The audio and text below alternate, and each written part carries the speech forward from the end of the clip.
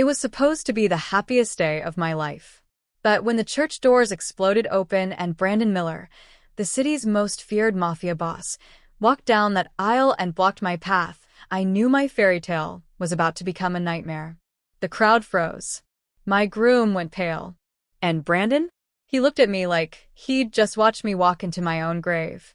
"You can't marry him, Sandra," he whispered, voice rough with something that sounded too much like pain. "Not today." What I discovered in the next 10 minutes didn't just destroy my wedding. It destroyed everything I thought I knew about love, loyalty, and the man I'd promised forever to. Stay till the end, because what this dangerous stranger revealed will leave you breathless. And I'm curious, where are you watching from? Drop your country in the comments. I love knowing how far these stories reach. Hit that subscribe button and like the video. Your support helps us in creating more amazing stories, and trust me, you don't want to miss what's coming next. Now let's jump right into the story. It was supposed to be the happiest day of my life. I took my first step down that cathedral aisle, bouquet of white roses trembling in my hands, veil floating behind me like a cloud. The music swelled. 200 guests stood. My father squeezed my arm, his eyes glistening with pride.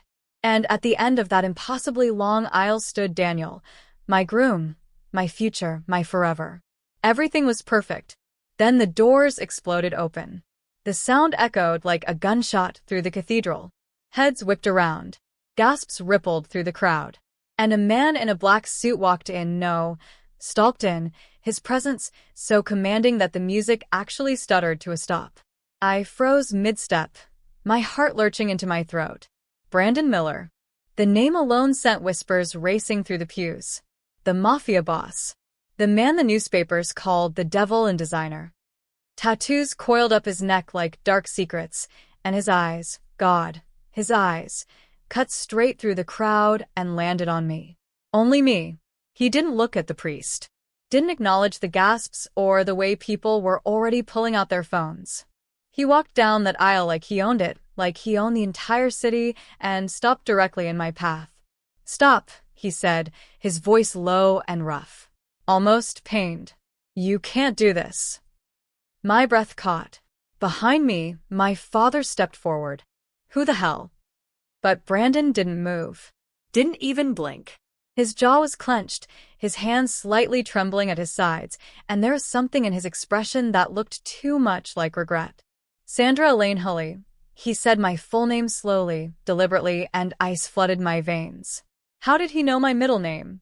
Did he tell you who he really is? "Get out." Daniel's voice rang from the altar, sharp with fury. "Security, get him out of here." But no one moved. Because this was Brandon Miller, and even security guards know better than to touch a man like that. My pulse hammered in my ears. "What are you talking about?" My voice came out smaller than I wanted. Brandon reached into his jacket, everyone tensed, and pulled out a manila envelope. He threw it onto the floor, between us. Photos spilled across the white runner, like cards in a terrible game. I couldn't breathe. The pictures showed Daniel. My Daniel. Sitting in dark restaurants with men I recognized from the news, members of the Carino Syndicate, the rival family that had been at war with Brandon's organization for years. "He made a deal," Brandon said quietly, his eyes never leaving mine. "Marry you. Get access to your father's security schedules through you. And they'd let him live." His voice dropped even lower. "But they were never going to let you live, Sandra." The world tilted. "That's insane," Daniel shouted, but his voice cracked. "He's lying. This is." "Then look me in the eye and say it," Brandon cut him off, finally glancing toward the altar. "Tell her I'm lying, Daniel. Look at her and say it." Silence. Daniel's face had gone white. His mouth opened. Closed. And in that horrible, stretching moment, I saw it, the guilt written across every feature. My knees started to give out. A hand caught my elbow. Firm. Steady. Brandon's hand, calloused and warm, and for one insane second, it was the only thing keeping me upright. "There's a device under the flower arch," he said, pulling something from his pocket. A small remote with a blinking red light. A detonator. "The plan was to make it look like my men attacked your wedding. You'd be collateral damage. Your father would be blamed for inviting danger into his life. And Daniel would walk away with everything. I couldn't move. Couldn't think. My vision blurred with tears. You're saying I was. My voice broke. Bait. Brandon finished softly. I'm sorry, Sandra. But I couldn't let you die without knowing the truth. The cathedral erupted into chaos. Screams. Movement. My father shouting. Daniel lunging forward. Security finally finding their courage. But I just stood there, staring at this dangerous man who'd ruined my wedding, feeling his hand still steadying me, and realizing with crystal clarity that nothing about this day had ever been real. Except maybe him. Stay with me, because what I discovered next changed everything I thought I knew about love, danger, and the man who saved my life by destroying it first. The cathedral descended into chaos. Screams echoed off the vaulted ceiling. Guests scrambled from their pews, some rushing toward the exits, others pressing closer, phones raised to capture the scandal unfolding before them. My bridesmaids huddled together near the altar, their faces pale with shock. But I couldn't move.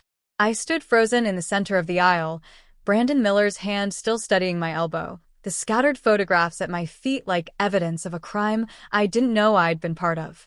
Let go of her. Daniel's voice cut through the noise, sharp and desperate. He'd stepped down from the altar, his perfect composure finally cracking. Get your hands off my fiancé. Brandon's fingers tightened slightly on my arm, not possessive, almost protective, before he released me and turned to face Daniel fully. The crowd seemed to hold its breath. Your fiancé? Brandon's voice was dangerously quiet. Is that what you call bait? You're insane, Daniel shouted, but his eyes darted to the photos on the floor, then away. Too quickly. This is some kind of setup. Everyone knows you'd do anything to.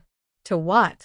Brandon took a step forward, and even I could feel the threat radiating from him. To crash a wedding? To humiliate myself in front of half the city. He laughed, but there was no humor in it. I'm here because Sandra Elaine Hulley deserves to know she's marrying a dead man walking who is willing to use her as a human shield. My full name again. The way he said it, carefully, like each syllable mattered, sent chills down my spine. How do you know my name? The words tumbled out before I could stop them. How do you know anything about me? For the first time, Brandon's hardened expression softened. Just for a second. Your mother. Don't. Daniel cut him off, his voice rising to near hysteria. Don't you dare bring her mother into this with your lies. But something in my chest cracked open. My mother. My mother who'd been gone for 9 years. What could this dangerous man possibly know about her? Brandon ignored Daniel completely, his attention locked on me. I'll explain everything. But first, he bent down and gathered the photographs, holding them out to me. Look at them, Sandra. Really look. My hands shook as I took them. The first showed Daniel in what looked like an underground parking garage, shaking hands with a man whose face I recognized from the news, Marco Carino, head of the syndicate that had been blamed for 3 murders last month. The second photo showed them at a restaurant table, documents spread between them. The third made my stomach drop. Daniel, accepting a thick envelope of cash. These are fake. But even as I said it, I could hear the doubt in my own voice. The lighting was wrong for Photoshop. The angles too candid. Too real. Ask him, Brandon said softly. Ask him when he last saw Marco Carino. I looked up at Daniel. My Daniel, who'd proposed on a beach at sunset. Who'd held me through my father's heart attack scare last year.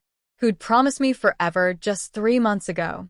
Tell him he's lying, I whispered. Please. Just tell him. Daniel's face had gone from white to red. This is ridiculous. I'm not going to dignify. Last Tuesday, Brandon continued, his voice cutting through Daniel's protests like a knife. Harborview Restaurant, private room. You ordered the ribeye. Marco had the salmon. You discussed the wedding date, the security detail your father-in-law-to-be was arranging, and exactly how much the Carinos would pay you once they had that information. The specificity of it hit like a physical blow. That's not, I wasn't. Daniel stammered, then seemed to catch himself. His expression hardened. You're trying to destroy me. To get to my family's connections. This is what you do, Miller. You manipulate, you threaten, then explain the photos. My father's voice boomed from behind me. I'd almost forgotten he was there. He pushed past the crowd, his face twisted with rage and confusion. Explain why my daughter's groom is shaking hands with the man who tried to extort me last month. Daniel's mouth opened. Closed. And in that terrible, stretching silence, I saw everything I needed to see. The guilt in his eyes. The way his hands clenched into fists. The slight step backward he took, as if preparing to run. Security, escort the guests out. The priest's shaky voice called. This needs to be handled privately. People began shuffling toward the exits, murmuring, craning their necks for one last look at the spectacle. My bridesmaids approached tentatively, but I waved them away. I couldn't breathe. Couldn't think. Brandon stood perfectly still beside me, a dark sentinel, while Daniel remained near the altar, his silence screaming louder than any confession. And in that moment, surrounded by the ruins of what should have been my perfect day, I realized something that made my blood run cold. Daniel wasn't denying it anymore. He was just silent. And that silence told me everything. The last of the guests filed out, their whispers echoing through the now half-empty cathedral. Only my father, my bridesmaids huddled near the back, the priest, and a few security guards remained. The air felt thick, suffocating. Daniel finally moved. Sandra. His voice cracked as he stepped toward me, hand outstretched. Please. Let me explain. We can go somewhere private, and... He reached for my arm, but Brandon moved faster. 1 second, he was standing beside me. The next, he was between us, his body a wall of controlled violence. Don't touch her, Brandon said quietly. Too quietly. She's my fiancée. Daniel's desperation was palpable now, his polished facade crumbling. You can't just, Sandra, please. Come with me. Away from him. He's manipulating you. Can't you see that?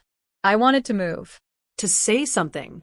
But my feet felt rooted to the marble floor, my mind replaying every moment of the past 6 months. Every date. Every kiss. Every promise. Had any of it been real? Explain it to all of us, my father demanded, his voice shaking with rage. He moved to stand beside Brandon and the sight of them. The respected businessman and the notorious Mafia boss, united, would have been absurd if it weren't so terrifying. Explain those photographs. Explain why Marco Carino's phone records show 15 calls to your number in the past month. Daniel's face drained of color. You've been investigating me? I had him investigated the moment he showed interest in my daughter, my father said coldly. Standard precaution. The report came back clean. He glared at Brandon. So either you fabricated evidence, or someone very carefully cleaned Daniel's background before I could find it. The Carinos are good at covering tracks, Brandon said. But they're not perfect. They didn't know I had someone inside their organization. He turned to Daniel, his expression unreadable. Want to tell Sandra about the deal yourself? Or should I? There is no deal. But Daniel's voice had lost its conviction.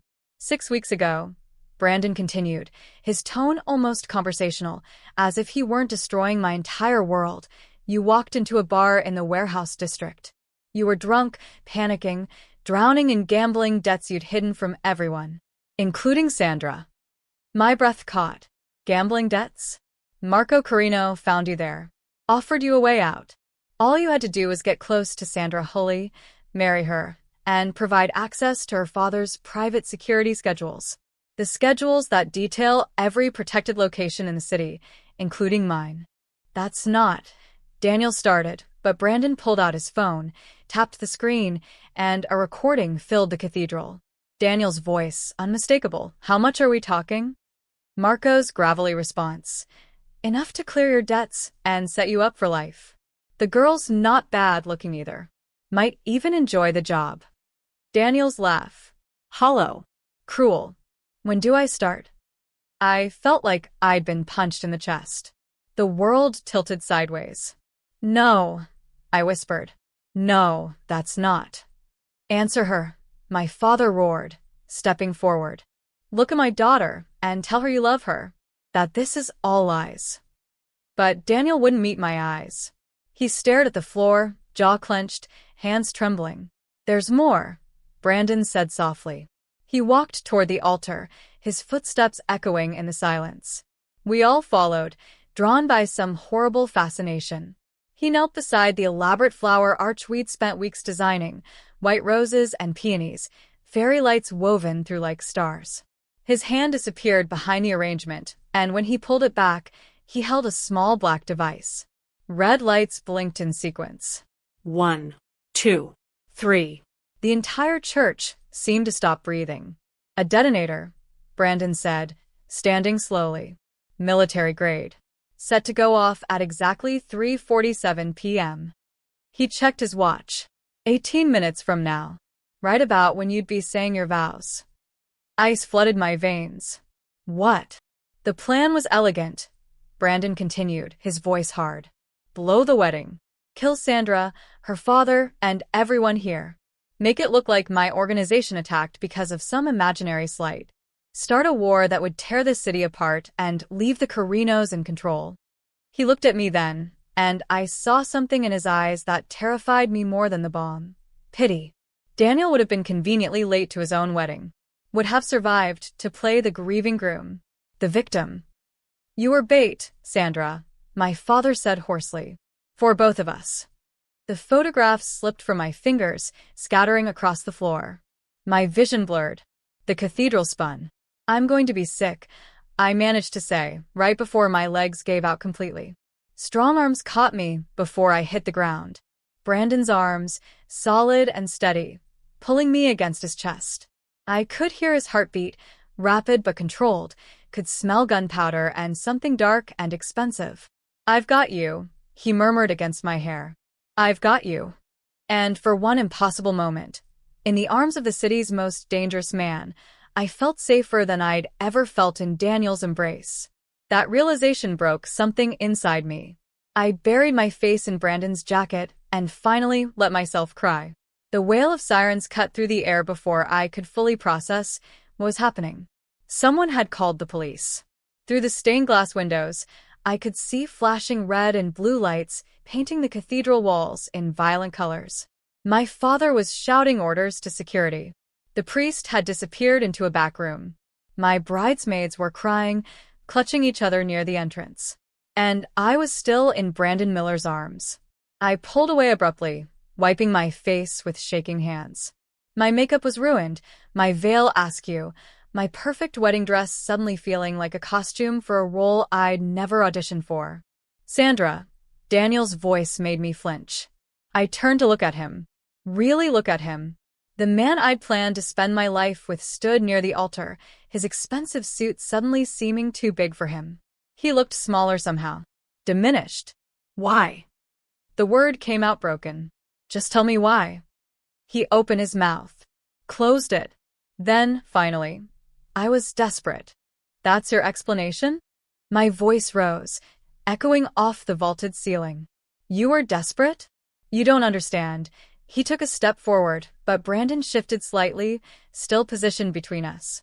Daniel's jaw clenched. I owed people. Bad people. They were going to kill me, Sandra. I had no choice. You had a choice, my father spat. You could have come to me. Asked for help. Not, his voice broke. Not use my daughter as collateral. I thought I could control it.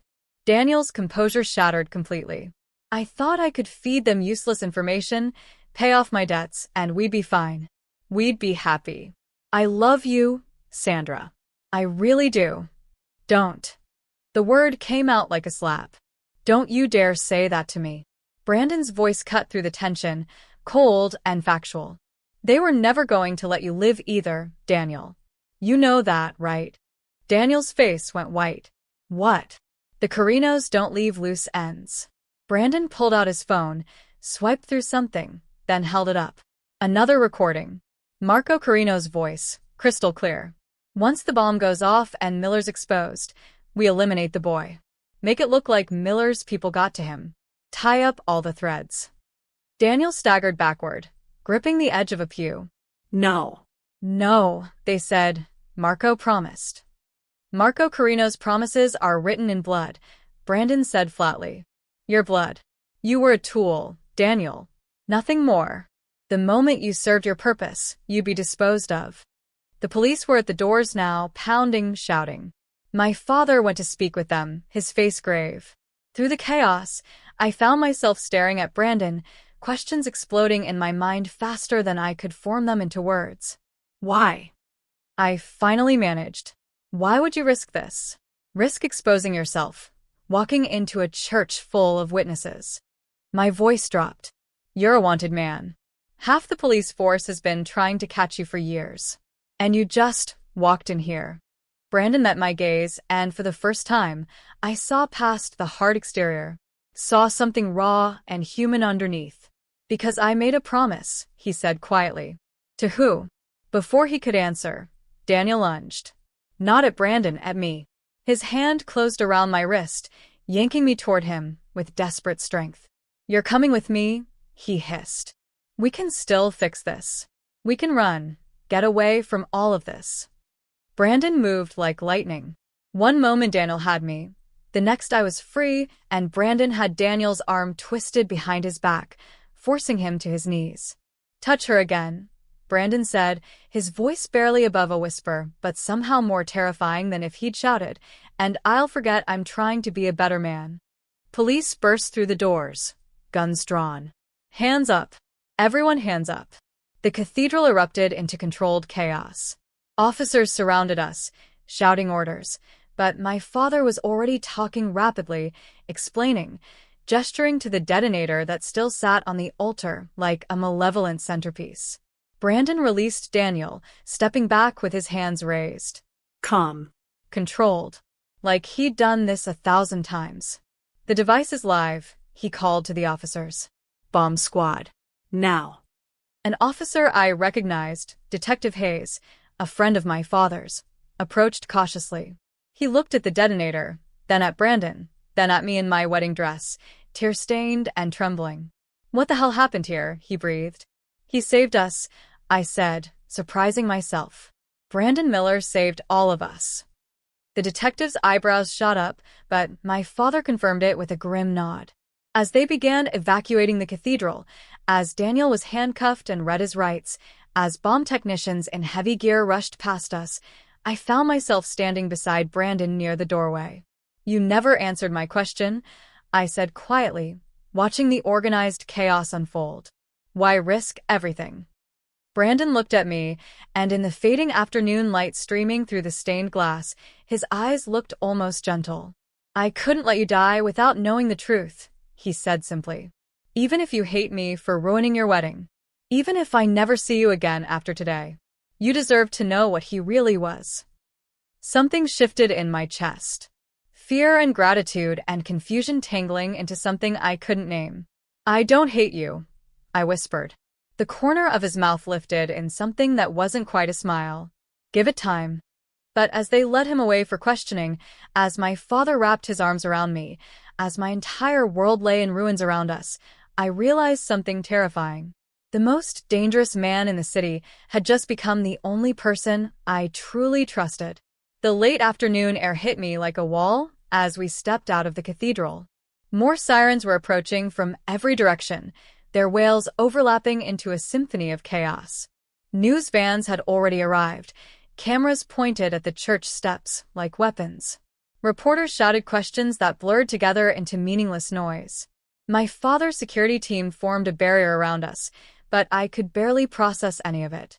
My mind was still trapped inside that cathedral, replaying everything that had happened in the past hour.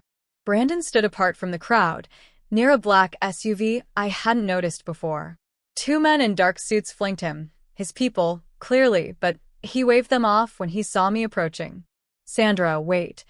My father tried to stop me, but I pulled free. I needed answers. Real answers. Brandon watched me cross the distance between us, his expression unreadable. Up close, in the fading sunlight, I could see the lines around his eyes, the silver threading through his dark hair at the temples. He looked older than I'd thought. Tired. Like a man who'd seen too much. Why? I demanded, my voice sharper than I intended. Don't give me vague answers about promises. Tell me the truth. Why would you risk everything for someone you don't even know? His jaw tightened. For a long moment, he just looked at me, and I thought he might walk away without answering. Then he sighed, a sound so human it caught me off guard. I do know you, he said quietly. Or I did. When you were 7 years old. The world seemed to stop. What? Brandon glanced at the approaching police cars, then back at me. There's not much time, so I'll make this quick. He took a breath. 16 years ago, I was nobody.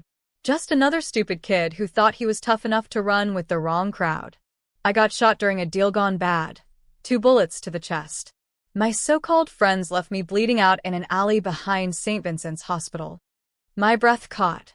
St. Vincent's, where my mother had worked. A nurse found me on her way home from a double shift. She should have called 911 and kept walking. Any sane person would have.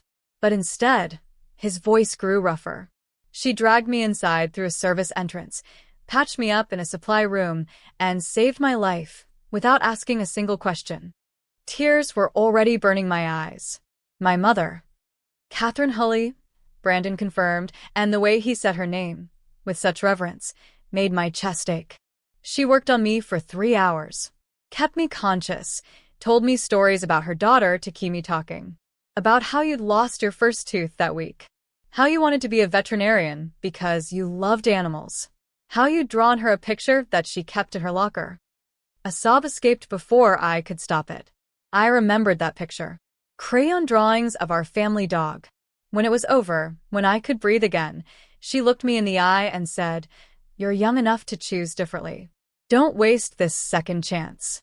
Brandon's hands clenched at his sides. Then she asked for one promise. Just one.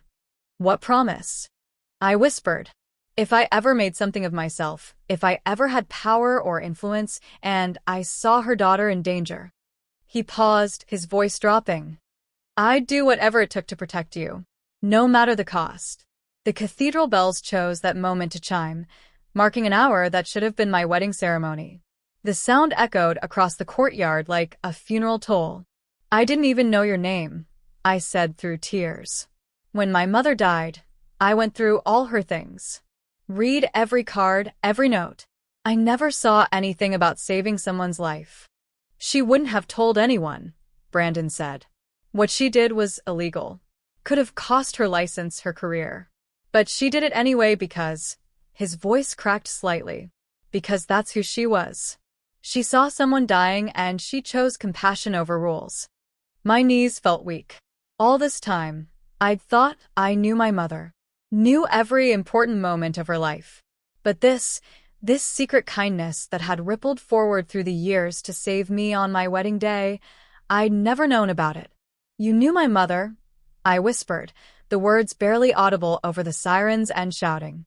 Brandon's expression softened in a way I hadn't thought possible for someone with his reputation. I owed her everything, he said simply. My life. My second chance. Everything I became, good or bad, started because she decided I was worth saving. A detective was calling Brandon's name, approaching with handcuffs ready. His time was running out. So, when I heard about your wedding, when my sources told me Daniel was working with the Carinos, when I realized the woman they were planning to kill was Catherine Hulley's daughter. He met my eyes. I couldn't let that happen. I wouldn't. Mr. Miller, you need to come with us, the detective said, closer now. Brandon didn't resist as they approached. He just kept looking at me, and in his eyes, I saw the boy my mother had saved. The boy who'd grown into something dark and dangerous, but had never forgotten the woman who gave him a second chance. She would have been proud, I said suddenly, urgently, needing him to hear it before they took him away. Of what you did today. She would have been so proud. Something flickered across his face, relief, maybe, or grief, before his mask slipped back into place. As they led him toward the police car, he looked back once. I kept my promise, Catherine, he said softly. Not to me. To her. To the ghost of a nurse who'd saved a dying boy in a supply room 16 years ago. And I stood there in my ruined wedding dress, crying for my mother, for Brandon, for the beautiful, terrible truth that sometimes love doesn't look like a fairy tale. Sometimes it looks like a dangerous man crashing your wedding because he owed your mother a debt he could never fully repay. The moment stretched like glass about to shatter.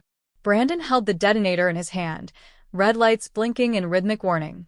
Daniel stood frozen near the altar, his face a mask of terror and desperation. The bomb squad was still minutes away. Too many minutes. Give it to me. Daniel's voice cracked. Just give it to me and I'll disarm it. I know how. Marco showed me. You think I'm stupid? Brandon's laugh was hollow. The second I hand this over, you'll... Daniel lunged. It happened so fast that I barely had time to scream. One moment they were 10 feet apart. The next Daniel had crashed into Brandon, both of them stumbling backward into the pews with bone-jarring force. Stop, I shouted, but they couldn't hear me over the chaos erupting around us. My father tried to pull them apart. Security guards rushed forward. The remaining guests who hadn't evacuated screamed and pushed toward the exits. And the detonator flew from Brandon's hand. Time seemed to slow as I watched it tumble through the air, red light spinning, catching the stained glass reflections like a kaleidoscope of warning. It hit the marble floor with a sickening crack and skittered toward the altar, directly toward the row of lit ceremonial candles we'd arranged for the ceremony. No! Brandon's roar cut through everything else. He shoved Daniel away with brutal force and dove. Not away from the device. Toward it. My heart stopped as I watched him slide across the marble floor like he was stealing home base, his body covering the detonator just as it reached the candles. His boot came down hard, crushing the device beneath his weight with a sound like breaking bones. The blinking stopped. For one eternal moment, everyone froze, waiting for the explosion that would end us all. But it never came. The silence that followed was deafening. No one breathed.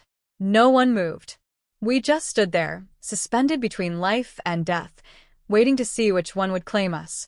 Then Brandon groaned, and the spell broke. Oh God, I breathed, rushing forward before I could think better of it. He was pushing himself up slowly, favoring his right side. Blood bloomed across his white shirt, dark, spreading fast.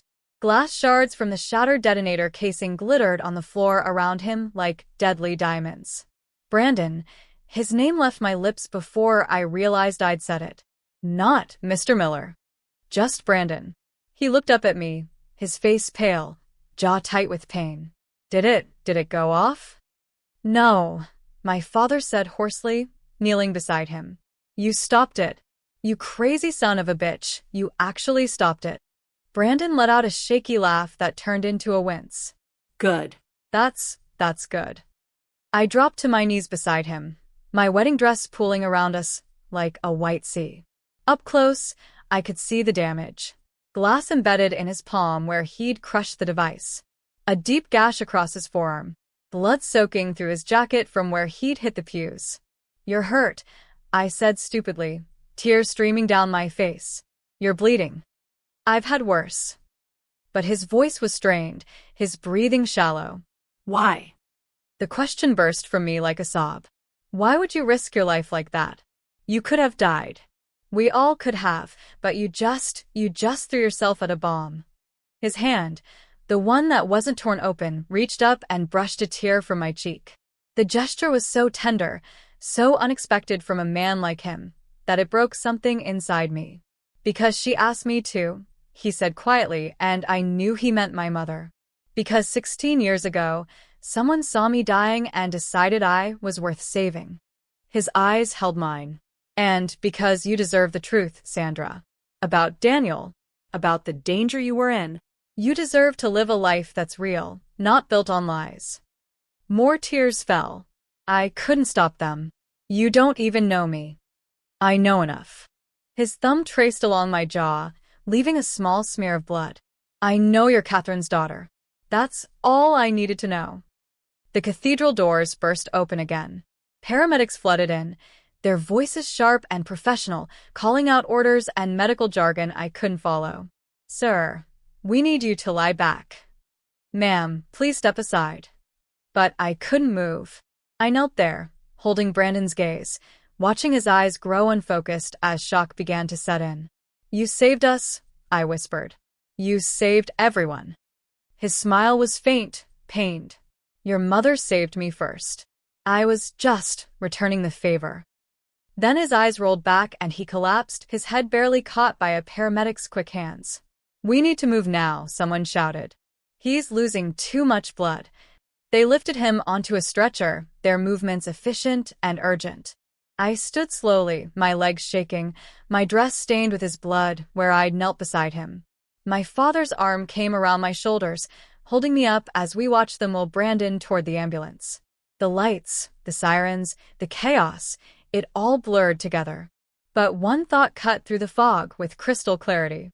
The man everyone called a monster had just sacrificed himself to save us all. And I would never be able to repay that debt. Just like he'd never been able to fully repay my mother. The ambulance lights painted the church courtyard in red and blue, turning everything into a crime scene tableau.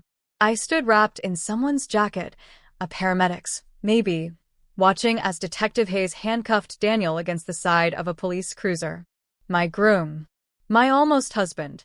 The man I'd thought I'd spend forever with. He looked so small now. Pathetic. Daniel Thornton, you're under arrest for conspiracy to commit murder, domestic terrorism, and accessory to attempted mass homicide. Hayes's voice was mechanical, reciting rights I'd heard 1,000 times on TV, but never thought I'd hear directed at someone I loved. You have the right to remain silent. Daniel's shoulders shook. Crying or laughing, I couldn't tell anymore. Didn't care. I want a lawyer, he mumbled. You'll get one. Hayes nodded to another officer. Take him downtown. Keep him separated from the Carino arrests. As they began to load him into the car, Daniel's eyes found mine across the chaos. For a moment, I saw the man I'd fallen for, or thought I had. The charming smile, the gentle eyes, the promises of forever. But now I could see the cracks beneath. The desperation. The weakness. Sandra, please. He tried to move toward me, but the officers held him back. I never wanted to hurt you. You have to believe that. I was trapped. They were going to kill me. So you decided to kill me instead? My voice sounded foreign to my own ears. Cold. Dead. Kill my father? Kill 200 innocent people? No. I thought I could control it. I thought if I just gave them the information they wanted, they'd leave us alone. I didn't know about the bomb until his voice broke. I swear I didn't know. Detective Hayes pulled out his phone, tapped something, and Brandon's recording filled the air again. Daniel's voice from weeks ago, crystal clear. And the device will be placed where? Marco's response, under the flower arch timed perfectly. No one will suspect until it's too late. Daniel's laugh, as long as I'm not there when it happens. The blood drained from Daniel's face. That was taken out of context. There is no context, my father said, his voice trembling with barely controlled rage. That makes what you did acceptable. You were willing to murder my daughter. Your fiancée. I loved her. Daniel screamed, and for a moment, the mask slipped completely. I loved her, but I loved myself more, okay? Is that what you want to hear? I was drowning in debt, and they offered me a way out, and I took it because I'm a coward. His chest heaved with sobs. I'm a coward, and I knew it, and I did it anyway. The confession hung in the air like smoke. Get him out of here, Hayes said quietly. As they shoved Daniel into the cruiser, he looked at me one last time. I'm sorry, Sandra. For what it's worth, I really am sorry. I said nothing. Just watched as the car door slammed shut, severing whatever connection we'd once had. Or thought we'd had. Maybe it had all been a lie from the beginning. The numbness spreading through my chest was almost a relief. Better than the pain waiting beneath it. Ma'am. A paramedic touched my elbow gently. We should check you for shock. Your blood pressure. I'm fine. I pulled away, scanning the chaos for the one person who'd actually told me the truth tonight. I found him near the ambulance, arguing with EMTs. Don't need a hospital. Just bandage it and let me go. Sir, you've lost a significant amount of blood. You need proper medical attention. I said no. Brandon's voice carried that edge of danger I was beginning to recognize. Patch me up here, or I'm walking away right now. He was already pulling away from them, his jacket discarded, shirt torn and bloodstained. The paramedics exchanged frustrated glances, but didn't try to stop him. Because even bleeding and injured, Brandon Miller was still the most dangerous man in the city. I moved toward him before I could second-guess myself. "You need to go to the hospital," I said. He turned, surprise flickering across his face when he saw me. Sandra. "You should be. Don't tell me what I should be doing." I stepped closer, close enough to see the exhaustion in his eyes, the pain he was trying to hide. "You saved my life. The least you can do is let someone take care of you." His mouth curved into something that wasn't quite a smile. "The police are going to want to question me. Arrest me, probably. I need to leave before." "Before what?" "Before they thank you." My voice rose. "You stopped a terrorist attack. You exposed a conspiracy. You're a hero. I'm a criminal with a convenient conscience." He glanced at the officers milling around, several already looking in his direction. "And the moment they finish processing your ex-fiancé, they're coming for me. I've broken more laws tonight than I can count. Then let them come." I reached out and caught his wrist, his uninjured one, holding on when he tried to pull away. My fingers wrapped around his pulse point, feeling his heartbeat strong and steady beneath my touch. "You saved me, Brandon." He went very still. For a long moment, we just stood there, the chaos swirling around us, his blood on my dress, my hand on his wrist. "No, Sandra," he said finally, his voice so soft I almost didn't hear it over the sirens. "You saved me." I didn't understand, didn't know what he meant. But before I could ask, he gently extracted his wrist from my grip. "Your mother gave me a second chance 16 years ago," he said, backing away slowly. "Tonight, I finally felt like I earned it." His eyes held mine. "Take care of yourself. And Sandra? Don't look for me. I won't be where anyone can find me." "Brandon, wait." But he was already turning, melting into the shadows beyond the flashing lights, his people materializing from nowhere to flank him. Within seconds, he'd vanished into the night like smoke, leaving only bloodstains on the pavement and questions I'd never get answered. Detective Hayes appeared at my shoulder. "Where did he go?" I looked at the empty space where Brandon had stood, then back at the detective. "I don't know," I lied. "He was just here." Hayes cursed under his breath but didn't pursue it. He had bigger problems tonight. We all did. As my father led me toward his car, as the reporters shouted questions I couldn't hear, as my entire life lay in ruins around me, I kept replaying Brandon's last words. "You saved me." How? How had I saved anyone? I was the one who'd been rescued. The damsel in distress in a story I didn't write. But as we drove away from the cathedral, from the wreckage of my wedding day, I realized something. Brandon Miller had walked into a church full of witnesses, exposed himself to arrest, and risked his life, all to repay a debt to a dead woman and save a stranger. And somehow, in doing that, he'd found something he'd been searching for since my mother pulled him from that alley 16 years ago. Redemption. 3 weeks passed like a dream I couldn't wake from. The tabloids had a field day, of course. "Wedding massacre averted. Mafia boss saves bride from deadly trap," screamed one headline. "Love, lies, and explosives. The wedding day that shocked the city," declared another. My face was everywhere, tear-stained, terrified, beautiful in my ruined wedding dress. They called me the lucky bride. The broken bride. The bride who almost died. I stopped reading after the first week. Daniel's trial date was set for November. His lawyer was already spinning narratives about coercion and fear, trying to paint him as a victim of the Carino syndicate rather than an accomplice. I'd been called to testify, but every time I thought about facing him in court, my stomach twisted into knots. My father resigned from his position as city comptroller 2 days after the wedding. Personal reasons, the press release said. But I knew the truth. He blamed himself for not seeing through Daniel, for putting me in danger with his political connections and security access. We didn't talk about it. We barely talked at all anymore. The house felt too quiet, too empty.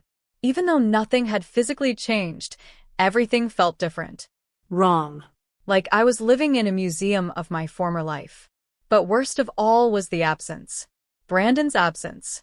I told myself it was ridiculous. I'd known him for less than an hour. One chaotic, violent, life-altering hour. That wasn't enough time to miss someone.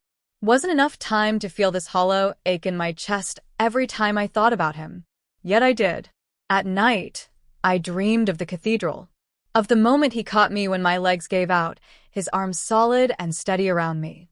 Of his hand on my cheek, wiping away tears with blood-stained fingers. Of his voice, rough and certain, saying, "I've got you." I'd wake up gasping, his name on my lips, my heart racing like I'd been running. During the day, I'd catch myself looking for him. In crowds. In passing cars. In the reflection of store windows. My therapist said it was trauma response, that my brain was trying to make sense of what happened by fixating on my rescuer. But it didn't feel like fixation. It felt like mourning. On the 23rd night, I couldn't take it anymore. I drove to the cathedral at 2 a.m., parking across the street where the streetlights didn't quite reach. The church looked different at night, less like a holy place and more like a monument to everything I'd lost. The wedding decorations were long gone. The blood had been cleaned from the marble steps. Even the police tape had been removed. It was just a building again. Empty. Waiting for the next wedding, the next funeral, the next life event that would fill its halls with meaning. But I could still feel it. That moment. That terrible, beautiful moment when everything I thought I knew shattered and reformed into something I didn't recognize. I sat there in the dark, engine off, watching the shadows dance across the stained glass windows. And I felt him. It was impossible. Irrational. But I would have bet my life that Brandon was somewhere in those shadows, watching, protecting, keeping whatever promise he'd made to my mother all those years ago. "Are you there?" I whispered into the empty car. The night didn't answer. But something in the darkness seemed to shift, and I imagined, maybe, that he could hear me. "I don't understand," I continued, my voice breaking. "Everyone keeps asking if I'm okay, if I've recovered from the trauma. But they don't understand that the trauma isn't what Daniel did. It's what you did." Tears slipped down my cheeks. "You ruined my wedding. You destroyed my life. You showed me that everything I believed about love and safety and trust was built on lies." I pressed my forehead against the steering wheel. "And somehow, you're the only person I feel safe thinking about." The cathedral bells chimed 3 times, echoing across the empty street. "My therapist says I'm experiencing transference, that I've associated you with safety because you saved me, and my brain is confusing gratitude with something else." I laughed bitterly. But she wasn't there. She didn't see your face when you told me about my mother. She didn't hear your voice when you said I deserved the truth. A car passed, its headlights briefly illuminating the church steps. For a second, I thought I saw a figure standing there, tall, broad-shouldered, dangerous. But when the lights faded, there was nothing. Just shadows and silence. "I keep trying to hate you," I whispered. "It would be so much easier if I could hate you. But instead, my voice broke completely. I miss you. God help me, I miss a man I barely knew. A criminal. A killer. Someone I should be terrified of." The wind picked up, rustling the trees lining the church property. In that sound, I almost heard a voice. Almost heard him saying what he'd said that night. "You saved me."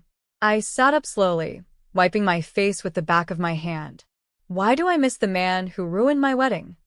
I asked the darkness, the church, the ghost of him that seemed to linger in every shadow. The night didn't answer. But as I started the car and pulled away, I could have sworn I saw movement in my rearview mirror.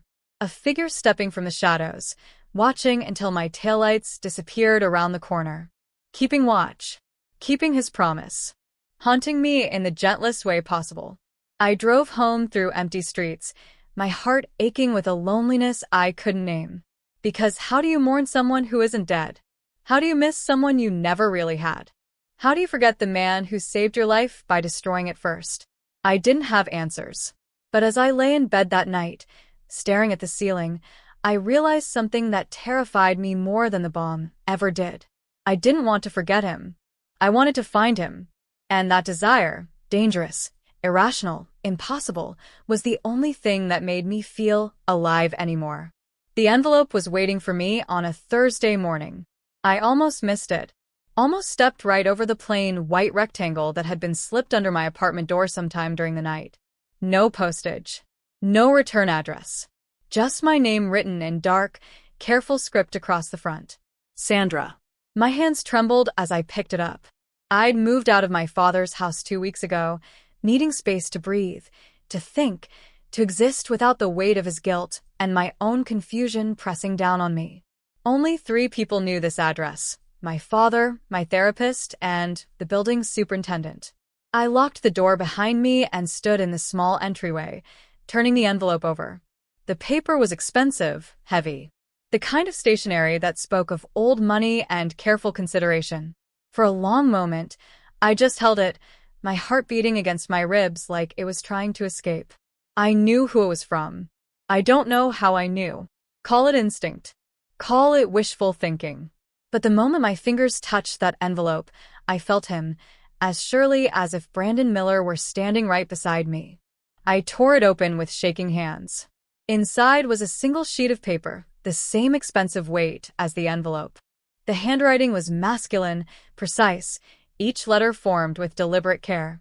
Like someone who'd taught themselves to write properly long after childhood, who'd worked to refine something rough into something presentable.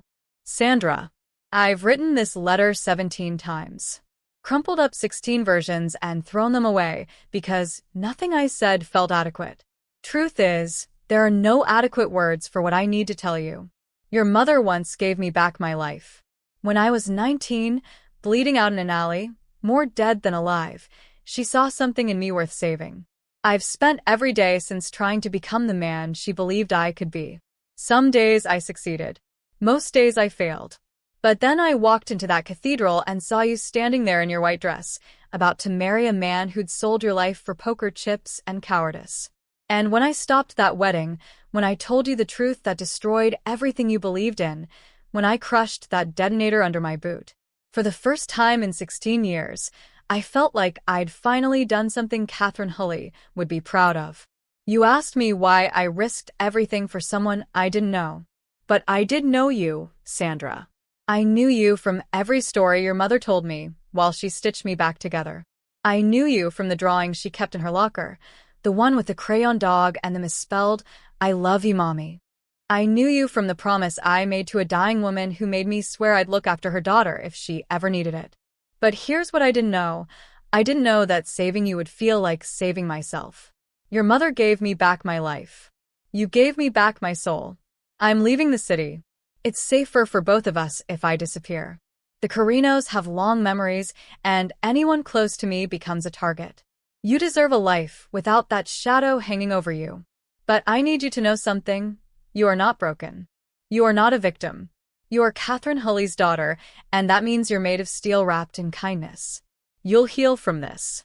You'll love again. And when you do, it will be real, built on truth instead of lies. Thank you for letting me keep my promise. Thank you for not hating me for destroying your wedding. And thank you, most of all, for looking at me like I was more than the monster everyone says I am. Be safe, Sandra. Be happy. Be everything your mother knew you could be. Be.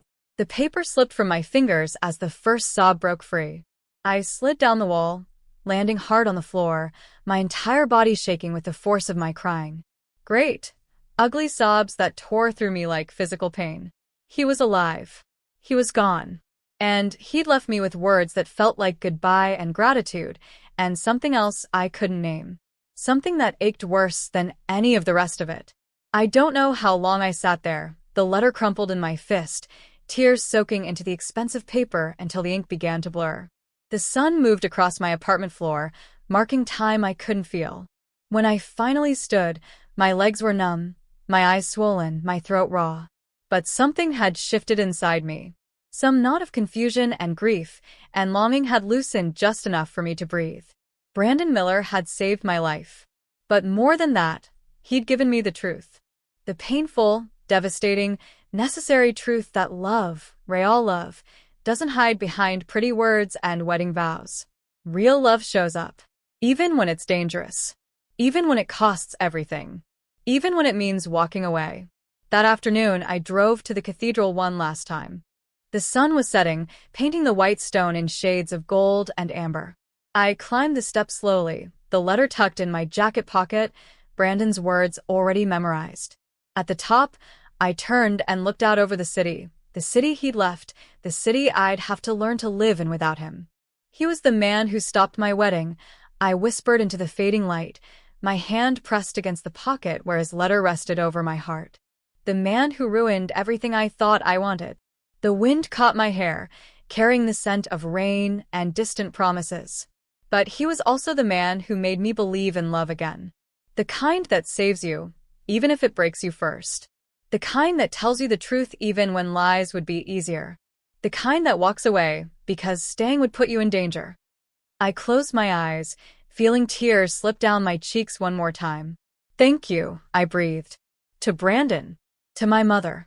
To the universe that had brought them together all those years ago so that I could be standing here now, broken but breathing, grieving but alive.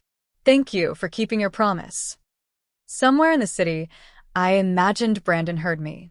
Imagined him standing on some rooftop or highway, looking back one last time before disappearing into whatever life awaited him.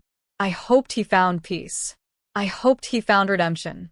And I hoped, someday, somehow, he found his way back. Not to me, necessarily, but to the man my mother had seen bleeding in that alley. The man worth saving. The man who'd proven, in one violent, beautiful hour, that second chances are real. That love is real. Even when it looks nothing like a fairy tale. I turned and walked back down the cathedral steps, Brandon's letter pressed against my heart, my future uncertain but mine. And for the first time since my wedding day, I felt ready to face it.